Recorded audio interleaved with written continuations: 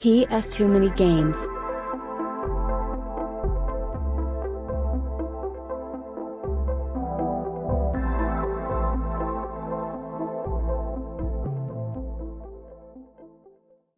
Hello guys, welcome to what I'm going to try and do monthly now, is a monthly vlog of how the channel's doing and how things are actually in my actual own life.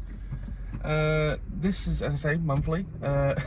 Just a tester because I did this once and I got some decent to good feedback.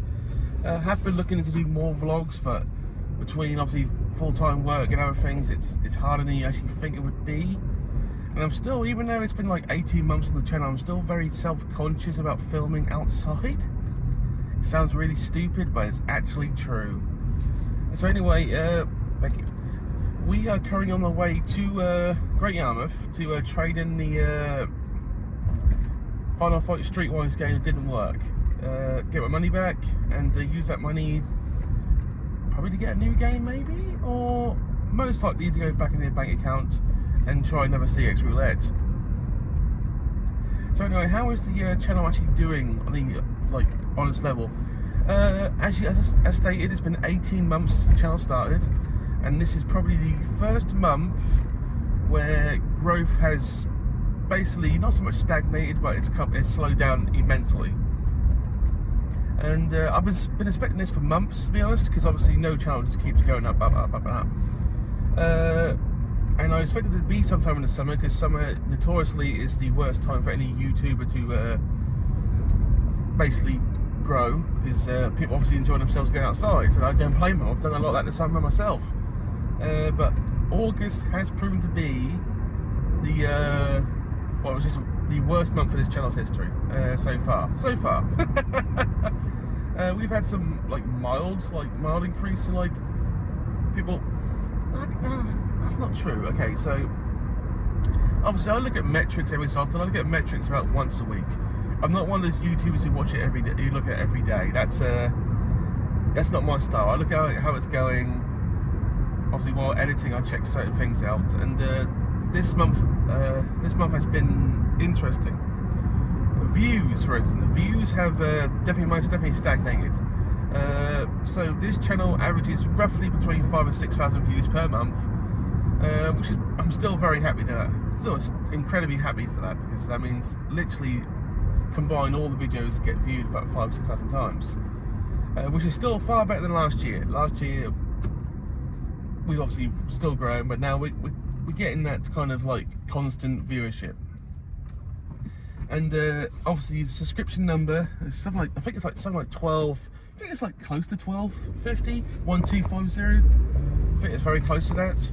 As I say, I only check once a week out of just a morbid curiosity. And I think at the start of the month it was something like 1240 something, so it's only got 10. And that might sound like still it's growth. It is still growth, but compared to most months, the channel growth wise, it's done significantly better. And I want to make this perfectly clear right now. I do not expect this channel to be big time ever. This channel's going to be very niche. It's always going to have a small core viewership. I am curious to see how big the channel can grow just by itself organically, and because obviously this is a hobby. This is just I'm still enjoying the hell out of it. It's my hobby. It is generally, besides obviously real life and family, it is what I spend most of the time doing, and friends, of course. I spend time with friends too, and I still enjoy it. So that's the good thing. I'm not doing this for a business, because this will never be a business. Never going to earn serious money from this channel. We earn pence from this channel. To put it in context, we got monetized in March, and apart from a brief time we got demonetized through YouTube's poor organisation. So we've been 1, 2, 3, 4, 5 months monetization, and we have not got to the threshold yet to get a payout. And the threshold for honesty is 60 quid. So this channel has not earned 60 quid in 5 months. So this channel's never going to be a money turner.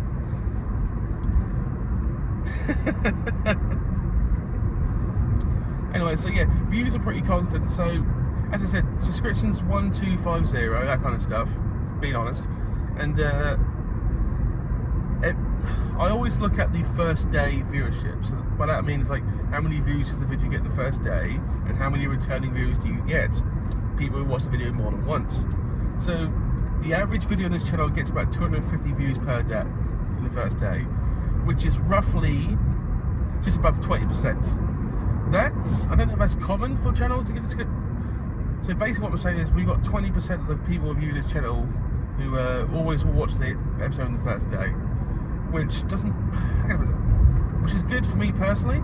I think that's a good number. It could be, I think some people get far better like returns on like subscriptions, but I think 20% of the people who watch it the first day every time, I'll take that. I will take 20% any day.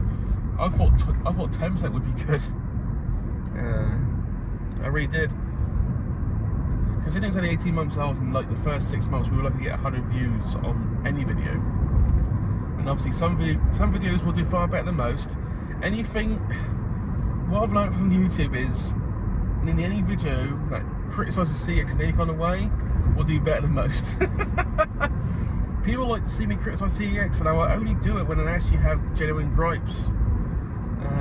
That's the only time I do it. So maybe like I'll have an issue once every 3 months, like when the rugby forgot to put discs in. That was an issue. Oxford CX, one of the worst Oxford CXs I've ever been into.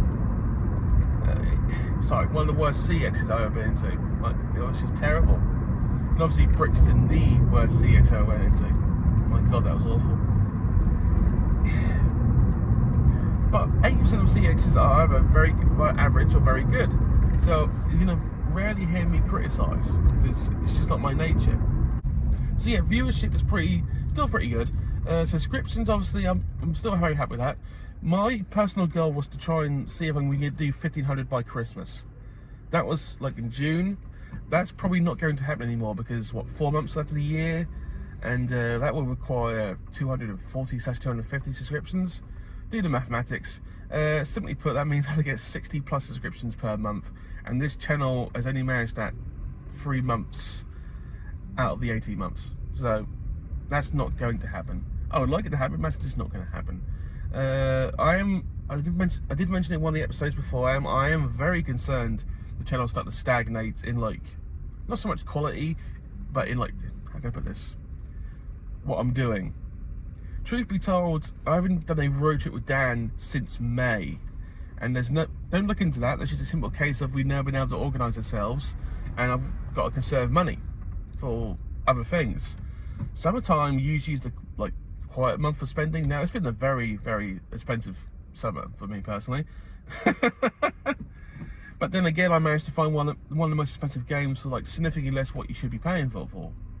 Rule of Rose, like I paid significantly less than what you would pay at CEX.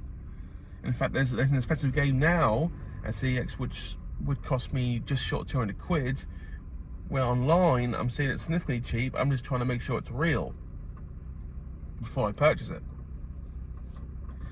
But yeah, I'm basically saving money from this month, from next month, because the plan was to go to Milton Keynes Game Market. That was the plan. That is now in the air for many different reasons. One, I've got other things happening in September that I need money for. Two, travelling to Milton Keynes and back in one day can be a pain in the ass. And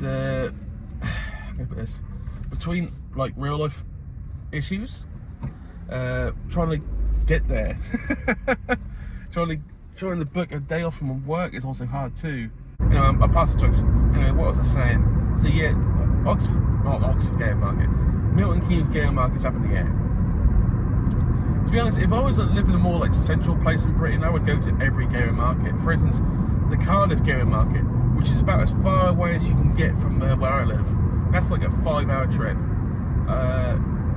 A lot of other retro clubs are going there. I believe Retro Ghetto is probably going to end up there at Cardiff Game Market, and I would love to go, but I just can't.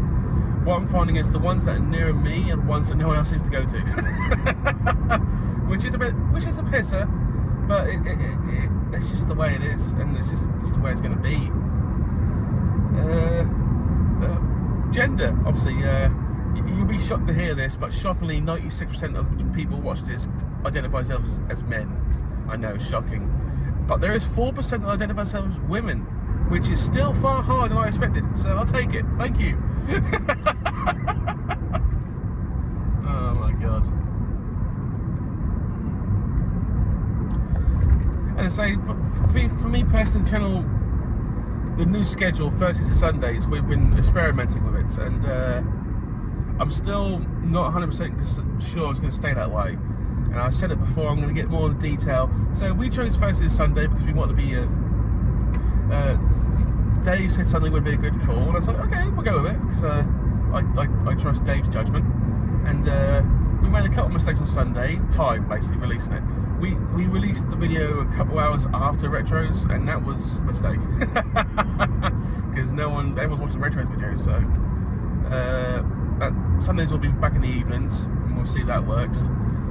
Thursdays has actually proved to be disappointing, to be honest. And it's not because it's a mixture of a couple of things. The videos haven't been what I call super brilliant, because I've been editing. I understand that, but I've done a lot of editing, a lot of episodes done by me, and on different days it will do just far better. Tuesdays seem to be quite a popular day for this channel for like presenting.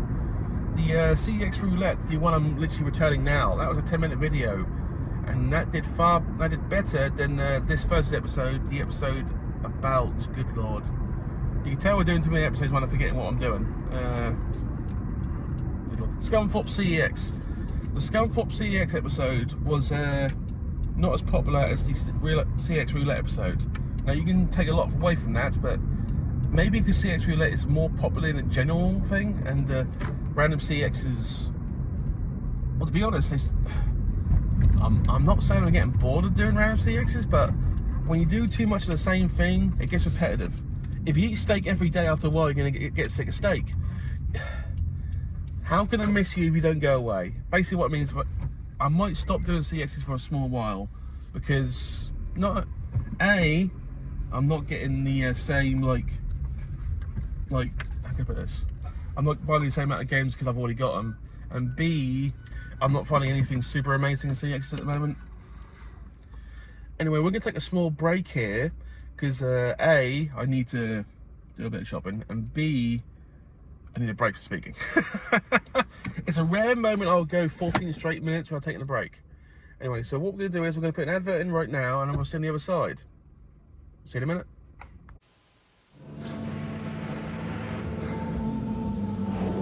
You are witnessing a new technology. The first and only game powered by the Super FX microchip. Danger, danger, danger, danger. Why go to the next level when you can go light years beyond? You are Foxy Cloud in Star Fox, only for the Super Nintendo Entertainment System. Right, so we've now parked up in Great Yarmouth, about to go shortly into CEX Great Yarmouth. That was terribly, but just go with it, just go with it. Return this game, while we're there, we're going to see if we've got anything, like, new. There is one really expensive game that's turned up, but I just can't afford it at the moment. We'll see if there's anything else to pick up, and we might find something there. But the main aim for this was just to simply return and get my money back, and then hopefully get a suitable replacement. We shall see. Right, a lot's changed since I've been here last time. For instance, that's now boarded off. The covered market is as usual. Oh, they're actually doing everything. Interesting, okay. So actually, Great Yarmouth is actually busier than usual. That's a good thing, that's a good thing. Interesting. From over here, I see while the windows is fully graded down to CX. That must be a mechanical issue. Anyway, let's return this game. Let's see if there's anything in here. Do what I usually do. I'll just start splicing music over, because I don't like doing vlogging inside CXs, if you know what I mean.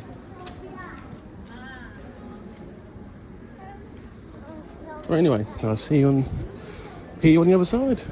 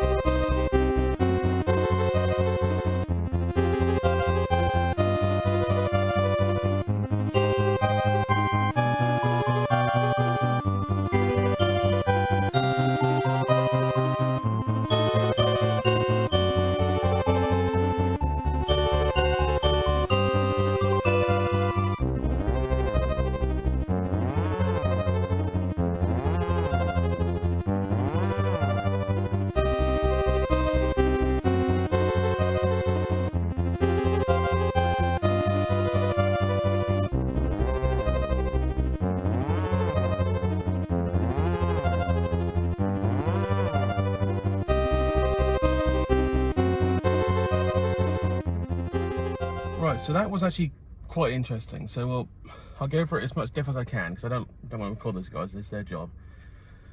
So I go in and obviously got the full form, kind of place return this, and the first person, very new, it's the first time I've seen that person, didn't want to return unless they play tested it. Now, obviously 14-day policy, and I had to basically, they said I got to wait an hour. It's like, no. It's like, I just came for the refund. It's like, it's 14-day policy, you have to refund me. Anyway, I'm going to see him maybe like a manager. Obviously, he's been there a long time. He's a nice guy. Like, I came along and he rightfully said 14-day policy. So he goes, we will play test it. It'll take you 10 minutes. So it went down from an hour to 10 minutes. And even if it does play, if you still want a refund, we'll give it to him. Like, that's fair. That's fair. So wait 5 minutes. He comes to me and he goes and they show me it's fully playing. So it actually works. This actually works. So this tells me this actually works. This tells me one of 3 things that happened to me at home. So either A, my disc cleaner, which is old, doesn't do the job anymore, which means I have to get a new disc cleaner. That is probably what's happened here. B, all 3 of my PlayStations, I used big black chunky, slim pink, and I used Big Saturn. You've never seen Big Saturn. All had the same issue, they wouldn't load. So either they're just so old that they're struggling to load like old discs, which is actually quite a possibility because I haven't cleaned them some time. I do wipe them like the outside, but the inside they get dusty. That's got no chance. Or C, I just literally can't clean a disc properly, which I refuse to believe. I refuse to believe I can't clean a disc properly. But that thing was the car, by the way, just to make sure. So, Great Yarm CX. To be honest, one of the better ones I use all the time, one of the far better ones. New person just doing their job, so I understand that. Manager comes along, sorts of work out kind of thing. So all went not very well. I feel actually kind of guilty now because from their side, they're probably thinking I'm some kind of con artist. Because in theory, they see a lot of people trying to con them and they prove them wrong. So I'm hoping they don't think that because they know I'm going for, well, the manager roughly knows what I'm doing.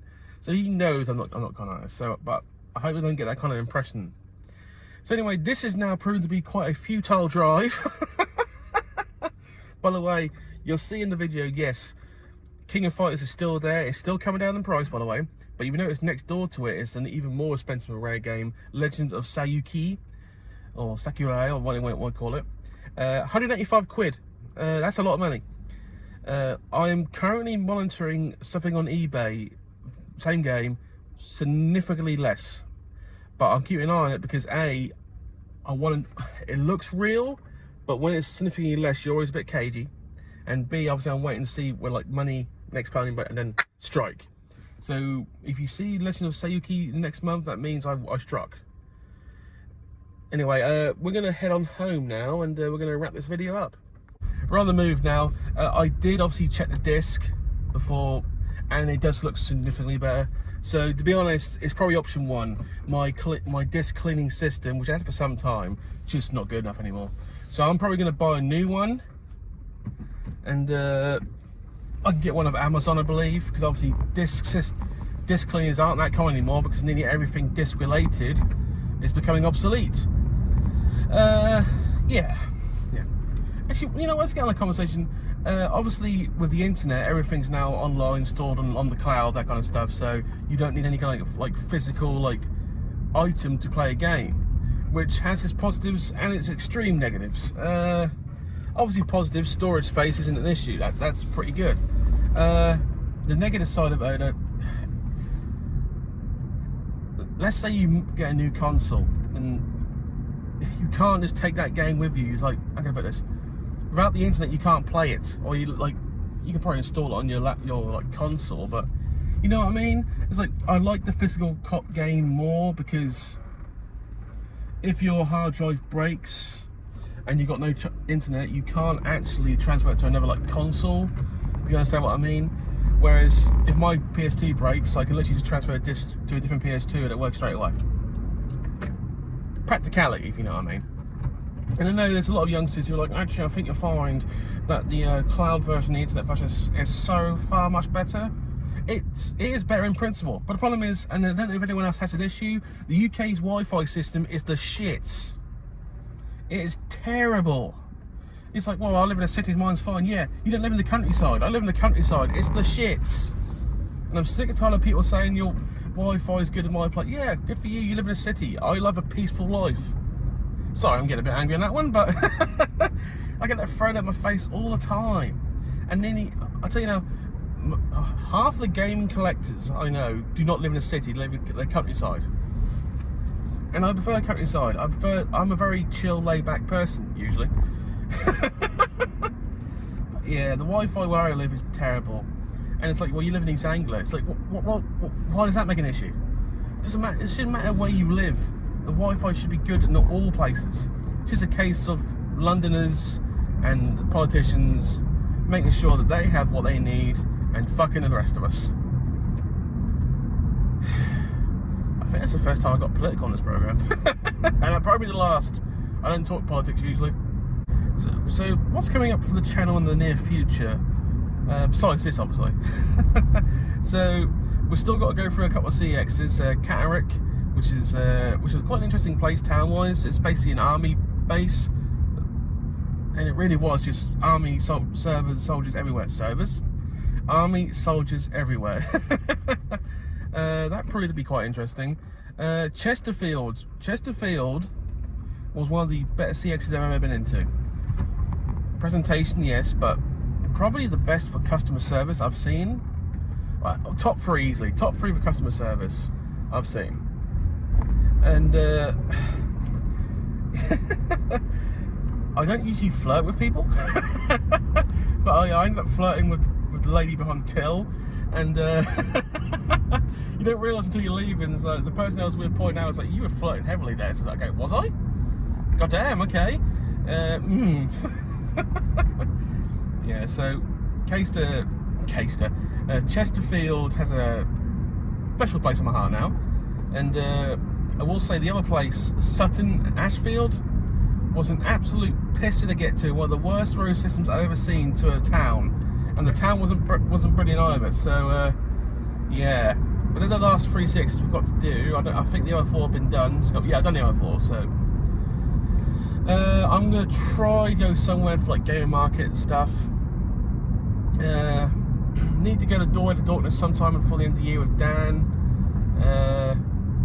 And people say, well, you were in Doncaster, why didn't you go then? I promised Dan that I wouldn't go there without him, and I hope you keep that. And he you know what I mean? It's like that's the case of doing it together. That's a total case of doing it together. There's also I forgot one name. I believe this is true. The biggest retro gaming shop in the UK is in Edinburgh. I believe it's Edinburgh or Glasgow, and it's massive. Need to go there, and Dan would love to tag on that one. Will it be before the end of the year? I don't know, because from where I live to Scotland is a 6 to 7 hour journey, because the A1, and the A1's got some roadwork issues. Around Leeds, it's got terrible roadwork issues. This is true, all true. Like, it's just terrible, utterly terrible. And it's gotten to a point where I literally in Doncaster, I avoid the A1 while in Doncaster. I use the M62 and the M18. I didn't go on the A1 because the roadwork system just held you for like 45 minutes each day. And it got to a point where I was losing the will to fucking live. So getting to Scotland might be interesting. I suppose I could use the M1. That's a little further out, if you understand what I mean. Also, the getting to the A1 from where I live is a pisser. It's all single lane, and it's just painful. It's just utterly painful. You get to that point where it's like, why am I doing this? Yeah, but me and Dan do need to hit up that Scottish store, because he's going to have things I need, because there's no way the biggest retro store in the UK won't have things I don't need. But obviously I'm still looking for the Doorway to Darkness, because Doncaster's only like 2 to 3 hours away from where me and Dan roughly live, because me and Dan live between an hour of each other. So yeah. In all seriousness, the best decision I ever made for the channel was asking Dave to be my main editor. I mean, I do editing myself, and that is true, but Dave is a significantly better editor than I am. You can see a difference between Dave's episodes and mine episodes. Dave knows what he's doing. There's certain things I can do very well, there's certain things I just can't do at all. And it's like, at the same time, it's like, and some of it is my media play, it's like how I use it, but it's like, this might sound incredibly stupid, but if you notice, I never splice video over conversation. I mean, I can do, but I just never do it because it's a pain in the ass. But Dave will do it straight away. Honestly, editing wise, on a good day I can have a video edited inside 3 hours. On a bad day it takes 2 days. And obviously the longer the video, the harder it is. But I actually prefer long videos over short videos because there's more to do. And yes, I do rely on some jokes like others. Like one of my favourite, what a pisser. I love the film Airplane. I will try and get as much airplane jokes in anywhere I can. And there's some jokes where I never intended to be a joke, but I just kept running with it. Like that's just the way it is. I never ever honestly say that on purpose. I'm always ad-libbing. Every time I record, I'm just ad-libbing, and it literally just comes out of nowhere. And I'm serious when I say that. That's never planned. Nothing's ever planned on the channel. I know which way I'm going to be going in direction of what I'm about to speak about, but what I say, complete off the cuff. I mean, the last episode, I called Miley Cyrus a whore, and that was not intended at all. And you can see me visibly creasing myself because it's like, why did I say that? Never intended in a million years. I will say one thing, and it is a big debate between me and Dave is right. The swearing, I need to trim it down a bit. If I ever want to be like a serious channel, I need to trim it down a bit. It's like, he's not wrong, I do need to cut the swearing out quite a bit. But if it's like Dan's got a vastly better channel than we have. And the one thing Dan never does is swear. See, Dan's no fool. And Dan has a lot of families watch him, like a lot of families with their actual young children watch him. I mean, I have some parents and children watch me, but they're like older children. And in fact, the next episode will include, I received a gift from a viewer, and I'll go into much bigger detail. He sent me a game, said, I don't think you got this on your list, I'll just send it for you free of charge. I was like, okay, thank you.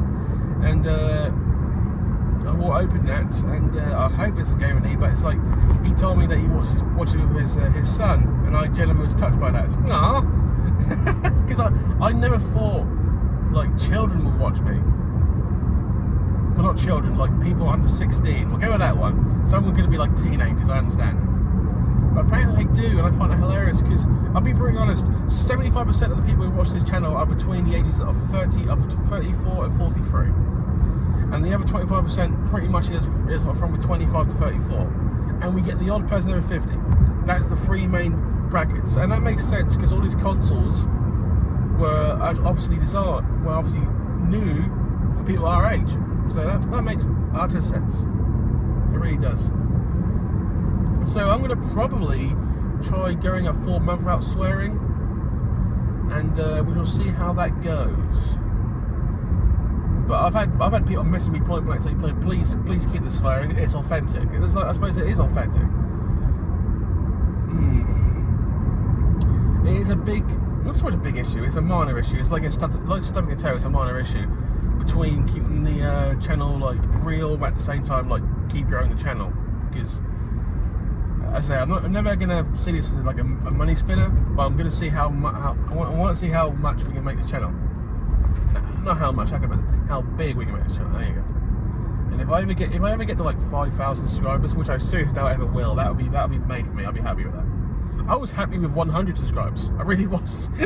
I was ecstatic when we got that round. So for those who remember, at like Christmas time, we had like last year we had like 600 subscribers at that point. Then out of nowhere in the month of January, the month of January, we literally gained 400 subscribers in like 3 weeks, and to this day I have no idea why. I'm very happy we did, but I have no idea why. We had back-to-back videos that were like 2,000 views each, and it's like I expecting like maybe 20 or 30 from that, but not 400. And there was a small while where we had like a few Indians like from India watching this. It's like, why are Indians watching this channel? It's like, no offense to India, but this has got nothing to. I wouldn't imagine India were a very big PS2 like community. I could be wrong. That could be my ignorance. But we got like, and then like for like a good 2 months, in the second biggest nation to watch the channel besides Great Britain was India. I'm not even lying about that. That's absolutely true. And then it just like faded down a little bit, and now we got to the point where it's like, I would suggest out of the 1,200 subscribers we have, there's at least 200 who never watch anymore. And that happens with all channels. There's some people who subscribe but never watch. That's fair. If you don't watch anymore, you don't watch. At the end of the day, I'm not forcing anyone to watch. That's an opinion. I could be wrong. I could be utterly wrong. But when a good video, I would get at least. On a good video, I get at least half the subscribers watching, like 50%. A good video. Anything that gets to 1,000 like views, usually the split between subscribers and non-subscribers who watch this usually is 60-40. It's usually 6% people who are subscribed, 40% not subscribed. That's the usual split on every video I have. Sometimes it's 50-50, but with the bigger ones, it's usually like 50-50, like half and half. And that's obviously we get the new faces. Obviously, 18 months in, I still don't know how YouTube works. I still don't know how the algorithm. No one truly can explain to me how the algorithm works. I think it gets made up sometimes. Obviously, bigger channels will get more spread because they do more views and everybody wins. But I do genuinely struggle to understand, unless you get very lucky, how a lot of these small channels grow quickly. What is it? It's like. What was the stat Dan told me? Something like 9 out of 10 channels on YouTube do not get past their first year because they just give up. We're 18 months in and we're not giving up. We keep going. So yeah, and I think it's the same with Twitch. Like 9 out of 10 Twitches, if you've got 50 or more people watching at the same time, you're in like the top 10% of Twitch streamers, like on the day. Anyway, that's pretty much it for this vlog of the month. So to summarise, channel is not struggling at all. With its first time when the channel is like flatlining, which I expected. I expected to happen like 6 months ago, to be honest. So now I'm gonna start like trying different things to see if it's just it could be a summer thing, because summer's the worst time with YouTube. I mentioned that before. So we'll see what happens. My goal was to get the 1,500 subscribers by Christmas. I made that in June. That's probably not going to happen. We'll see. I might get lucky. I doubt it. Sorry, I say me and Dave might get lucky. We're a team. We'll see. Obviously, good news about the final fight. That's just my disc cleaner not doing the job. It literally has one job to do, and it didn't do it. So that's now getting thrown away. Yeah. So anyway, thank you for listening to this vlog. Obviously no games bought, one game reclaimed, so I'm now going to add that to the list. So technically a game I now own, which I'm good because I'm curious to try Final Fight. I really am. Anyway, on this slightly like low-key ending, thank you for watching. I will see you next week. Bye.